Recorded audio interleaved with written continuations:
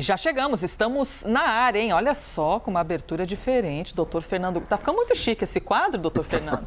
É charme, elegância e notícias sobre saúde. Exatamente, muito conteúdo. Bem-vindo, como sempre. Vamos lá trabalhar, não é isso aí, vamos trabalhar, Elisa. Vamos trabalhar e sempre com a sua participação. Hashtag correspondente médico. Vai lá no Twitter, deixa sua mensagem, sua pergunta, sua dúvida, sua sugestão de tema, de repente.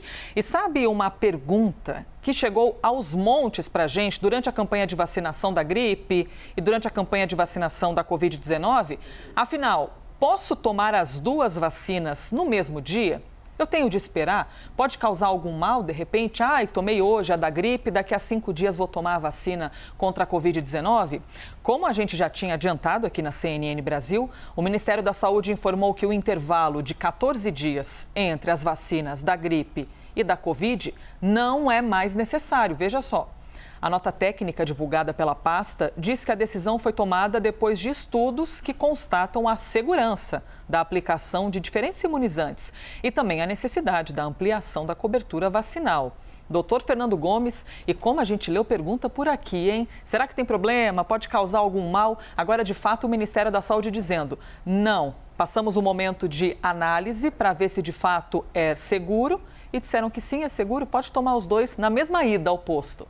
Pode imaginar o seguinte, né, Elisa? Existe uma grande vantagem logística. Você recruta o indivíduo para ir uma vez no posto de saúde e faz uma vacinação dupla para 2 problemas diferentes ao mesmo tempo. É lógico que uma decisão como essa só pode acontecer depois de analisar dados e observar que não existe uma complicação ou uma confusão de possíveis efeitos colaterais ou algo indesejável que pudesse vir a acontecer caso as duas fossem tomadas de forma simultânea. Então, depois desse período de observação, de uma forma segura, isso é falado. E, obviamente, para o brasileiro, isso é uma grande vantagem agora, porque uma vez você indo ao posto de saúde, você já resolve o problema de 2 doenças. Doutora, a gente já vive na nossa vida a experiência de tomar mais de um imunizante numa ida só. Pentavalente, tem a tetravalente também, vacinas que a gente toma ainda criança. Então, o nosso corpo já está habituado a receber pague 1, leve 2 ou pague 1, leve 5, né? A gente já tem esse hábito. Sim, e o próprio sistema imunológico, na verdade, consegue fazer distinção, porque não existe uma prerrogativa para que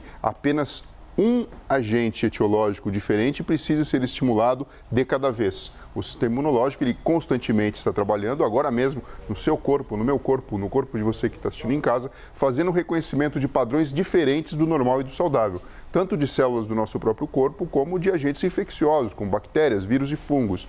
Então, na verdade, quando você faz isso, você estimula ao mesmo tempo o sistema imunológico. Eu dei aqui o exemplo de pague 1, leve 2 ou pague 1, leve 5, na verdade não paga nada, né? Só foi um jeito de falar, porque todos nós sabemos que é de graça. Você não paga nada por essas vacinas.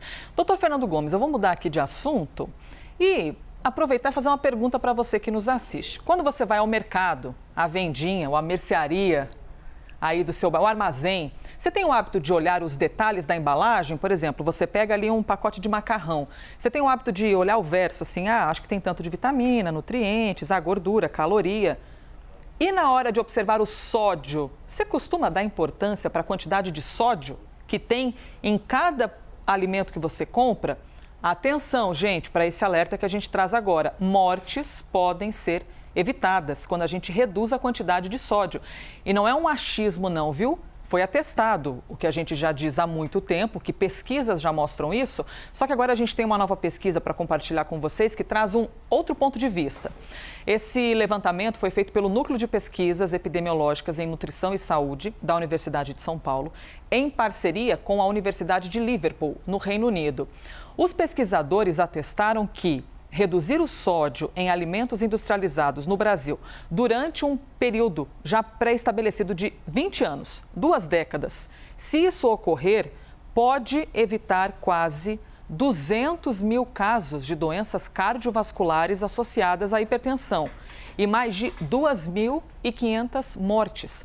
Esse estudo, como eu disse, teve como objetivo descobrir quais são os impactos da redução de sódio no Brasil no período entre o ano de 2013 e 2032. Doutor Fernando Gomes, então é o famoso prevenir do que remediar. Os pesquisadores já observaram 2 décadas à frente e conseguiram, é fascinante, né, poder observar esse tipo de estudo, conseguiram atestar, se houver o cuidado durante 2 décadas, a gente consegue evitar aproximadamente 2.500 mortes. É interessante o que você está falando, porque se a gente estivesse aqui falando de dinheiro, a gente consegue fazer uma projeção razoável, do tipo, se eu guardo R$1.000 por mês, quanto que eu vou ter depois de determinado período, né? Falando aí de uma forma bem simples e metafórica, quanto à poupança de dinheiro, de recurso financeiro. Se a gente falar de recurso de saúde, então aqui uma poupança de saúde do ponto de vista populacional, é exatamente isso que esse estudo vem mostrar. Por isso que, se a gente aplica essa nova medida de controle e redução do sódio, a gente consegue reduzir cerca de 200 mil casos de hipertensão no período, prevenir cerca de 2.600 mortes por doenças no coração e poupar nada mais, nada menos do que 220 milhões do SUS, com tratamentos que seriam, então, evitáveis. Doutor Fernando, o que me chamou a atenção nessa pesquisa, eu já vou aqui com o meu tablet indo direto para essa informação, é o seguinte, que os pesquisadores também concluíram que, bom, o senhor já falou, né, a redução, a economia de 220 milhões de reais do nosso dinheiro, né, de contribuinte no Sistema Único de Saúde, a dólares, eu falei reais, dólares, ou seja, muito mais ainda de economia. É aquilo que a gente sempre fala, né, Elisa? Saúde não tem preço, mas tem custo. Quando a gente olha isso plotado, escrito, isso faz, na verdade, que todo mundo entenda que o SUS não depende só do profissional da saúde ou então do governo. O SUS é da gente, o SUS depende de você que está em casa e de todos os brasileiros cuidando da saúde para poupar esse dinheiro nosso para que possa ser investido em outras coisas. Da atitude de todo mundo, não é, doutor? O estudo atestou também, encontrei aqui, ó, que reduzir o sódio pode prevenir outras 12 mil mortes em todo o país por causa também do excesso de consumo, ou seja, isso consegue ainda ser pulverizado se a gente consome muito sódio também em várias outras doenças. E uma me chamou a atenção, doutor Fernando, que é a relação da hipertensão com as doenças cardiovasculares. Por que exatamente existe essa relação entre as duas doenças? Quando a gente sabe, quando a gente entende que o aparelho cardiovascular ele funciona porque o coração trabalha e os vasos sanguíneos também trabalham com regimes pressóricos diferentes, se eu aumento a pressão do próprio sistema, eu tenho danos principalmente nos vasos periféricos, que são importantes para levar os nutrientes para os tecidos e depois remover os dejetos e o produto do próprio metabolismo. Então, a hipertensão arterial, ela provoca dano secundário em diversos órgãos, como, por exemplo, o coração, os rins, o próprio cérebro, e aumenta a chance do indivíduo ter complicações que são extremamente graves e podem levar à morte, Elisa. Infarto agudo do miocárdio, o próprio AVC, o acidente vascular encefálico, a própria insuficiência renal e outros problemas relacionados com esse desbalanço pressórico que acomete o aparelho cardiovascular. Doutor, dúvida, o sódio pode causar uma piora da hipertensão em quem já é hipertenso ou pode desencadear a hipertensão nas pessoas pelo excesso de sódio a longo prazo? A gente tem as duas coisas, porque o que acontece? O sódio ele vai ficar dentro do próprio sistema cardiovascular e ele puxa literalmente água para dentro desse sistema. Então ele fica cheio. Não é só sangue, né? A gente sabe que o sangue não são só células. Existe toda a questão do plasma e de volume propriamente dito. Então, por si só, uma pessoa que come muito sal, ela vai ter a tendência a ter a pressão mais alta. Se geneticamente ela já tem a predisposição para ter a doença, você então faz a mistura que acaba sendo perfeita para que a doença venha a se manifestar da pior forma possível. Então, aqui eu tenho um aspecto evitável e controlável da hipertensão arterial sistêmica. Fiz uma pergunta aqui para o pessoal, se por acaso alguém tem o hábito de olhar, né, aquelas letrinhas bem pequenininhas que ficam geralmente no verso das embalagens, a Daniela disse que tem o hábito de olhar sempre cada letrinha pequenininha que tem ali atrás, incluindo o sódio. Daniela Martinelli. O Eduardo, espero ter dito certo o seu nome, viu? Faço isso com frequência. Importante destacar que algumas empresas já têm estampado em suas embalagens a redução de sódio que fizeram. Olha só que interessante. Então, um trabalho publicitário em cima dessa mudança do sódio. Que mais? Ah, o Carlos está dizendo, eu não dou bola. Assim, meu último check-up, o sódio estava baixo e eu bebo muita água, por exemplo. Então, o Carlos está dizendo que fez um check-up, está tudo bem, então não dá muita bola. Isso pode basear também, embasar a gente, doutor? Ah, meu check-up está tudo bem, então vou Indiretamente, sim. Se você faz a medida, a aferição periódica da sua pressão arterial e não está elevada, você não tem o diagnóstico, né? Mas é lógico que aqui a gente está falando de uma coisa já observada do ponto de vista populacional. A média de consumo do brasileiro de sal, de sódio, é cerca de 9,3 gramas. E o recomendado é cerca de 5 gramas. Então a gente está consumindo quase que o dobro. O sal é um tempero universal. O paladar fica 100% agradável. Todo mundo sabe disso. Qual a diferença, doutor, entre o sal e o sódio? O sódio é um dos constituintes do que a gente chama de sal, que seria o cloreto de sódio. Então, é esse átomo especificamente, é esse elemento, o sódio, que tem toda a correlação principal com o deflagrar da hipertensão arterial. Por isso que é tão importante a gente entender isso e lançar mão de outros recursos. Eu posso ter outros temperos na minha comida que aguçam o meu paladar, fazem a coisa ficar mais gostosa, sem necessariamente pagar o preço de ter pressão alta. Então, você tem um alecrim, você pode ter pimenta, você pode ter orégano, enfim, e assim vai. Produtos que dão sabor, que fazem bem para a saúde e que não provocam aumento da pressão arterial. E aqui a gente não está falando de cortar a zero o sal. E estamos falando também do sal que já vem no alimento processado. É lógico que a gente não quer ninguém aqui ortoréxico, que é o nome disso, aquela pessoa que fica fissurada e fica lendo todas as embalagens e fazendo conta do que deve comer ou não. Mas a gente precisa ter o bom senso e entender, porque se tem a lei que tem ali escrito, a gente tem o compromisso de entender o que está acontecendo e, obviamente, se informar se aquilo está de acordo com o que é saudável ou não. Muito bem explicado pelo doutor Fernando Gomes. Deixemos aqui o desafio, então, de você tirar o sal da salada. Pelo menos isso. Vamos ver se você consegue tirar aos pouquinhos o sal da salada e sentir, de fato, o gosto da salada e não do sal. Um desafio, pelo menos um. Doutor Fernando Gomes, a gente deixa dentro. aqui. Vou você fazer está dentro? Vou fazer isso aí. Bora tirar o sal, então. Vamos ver se você se habitua com o seu paladar. Próximo assunto. Como é que vai esse coração aí, hein? Eu não estou perguntando lá o sentimento, né? Oferecendo aqui me dá um abraço, essas coisas todas emocionais. Poderia ser, mas não é o caso. A gente está falando de coração e perguntando como vai a saúde do seu coração, porque hoje é celebrado o Dia Mundial do Coração. Então a gente aproveita para trazer um alerta sobre as doenças cardiovasculares. De acordo com um levantamento feito aqui pela CNN, com base em dados da Sociedade Brasileira de Cardiologia, o número de mortes por doenças cardiovasculares aumentou quase 7% este ano, quando a gente compara com o ano passado. Mais de 230 mil pessoas morreram aqui no Brasil em 2021 por causa da doença. Doutor Fernando Gomes, o que causa exatamente o problema no coração? São diversas causas, incluindo a genética, para uma pessoa ter problema cardíaco?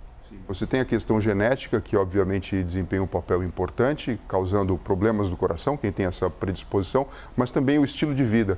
Então a gente tem aqui a questão do colesterol, a questão da pressão arterial, do diabetes, do tabagismo, do sedentarismo, da obesidade. Eu estou falando tudo coisa que pode ser diagnosticada, tratada e obviamente levada em consideração quando a gente entende que se a gente viver tendo como base, como linha mestre, tudo isso que a medicina já descobriu e alerta, a nossa chance de ter longevidade e principalmente viver bastante com qualidade aumenta demais. O que temos por aqui então, doutor Fernando? Bom, vamos lá, de uma coisa bem objetiva. Pressão alta, ela é diagnosticada quando você tem valores acima de 14/9. Então, existe um número objetivo e, obviamente, a gente não anda com um esfigmomanômetro a todo momento no braço. É necessário que você faça essa aferição para ter esse valor. Em medicina, a gente fala que as doenças podem ter sinais e sintomas. Então, por exemplo, isso aqui é um sinal.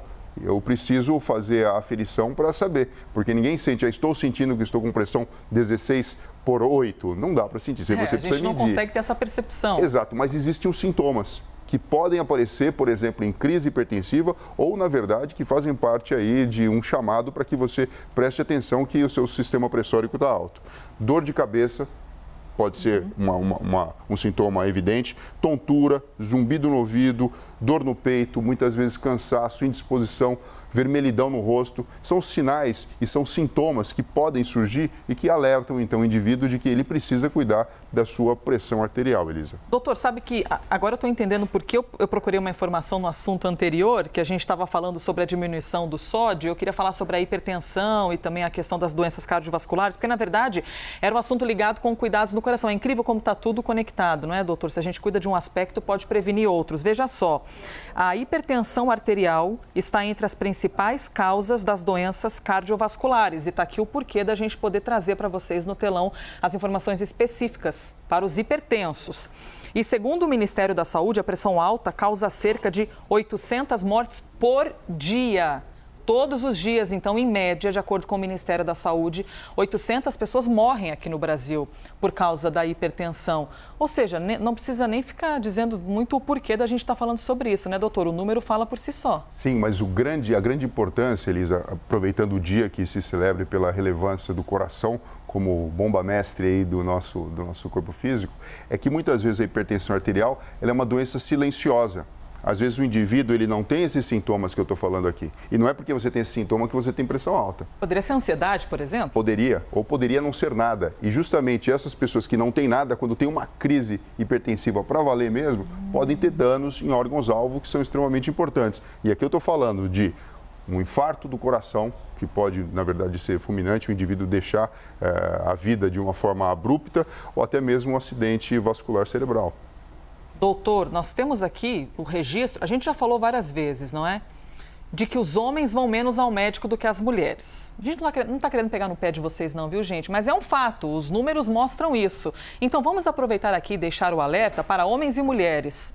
Para quem a gente ama, de repente um pai, uma mãe, um avô, de perguntar de vez em quando, você foi ao médico, pai? Mãe, você está com o check-up feito? Porque se tem essa questão silenciosa, às vezes a pessoa pode ser acometida por esse mal e nem saber. Sim, e sobretudo fazer a medida, né, aferir a pressão arterial. Se você não faz a medida nunca, você nunca vai saber. Você só vai saber se de repente tiver um sintoma, passar um pouquinho mal e aí então foi examinado. Então são dados simples, fáceis de serem obtidos, que obviamente uma visita num clínico geral, num cardiologista ou até mesmo num posto de saúde traz essa informação. E existem critérios para que esse diagnóstico venha a ser feito, né? Na verdade não é só uma medida, né? É um padrão de pressão arterial que faz com que a gente tenha então o diagnóstico. Lembrando que a correção do estilo de vida, a redução do consumo de sódio fazem com que você tenha esse controle da pressão arterial, mesmo antes de, muitas vezes, precisar tomar um remédio, um diurético, um antihipertensivo e assim sucessivamente. O Ivan Alves fez aqui uma pergunta pela hashtag correspondente médico, que, na verdade, o doutor Fernando Gomes, sem nem saber da pergunta, já respondeu, porque ele perguntou, a pessoa pode ser hipertensa e não apresentar sintomas? Sim, e já foi mais do que explicado aqui pelo doutor Fernando Gomes. Doutor, então, obrigada, viu, por tantas explicações, mais uma vez. Obrigado você, Elisa. Pessoal, se cuidem, vamos medir a pressão e até breve. Este foi mais um Correspondente Médico.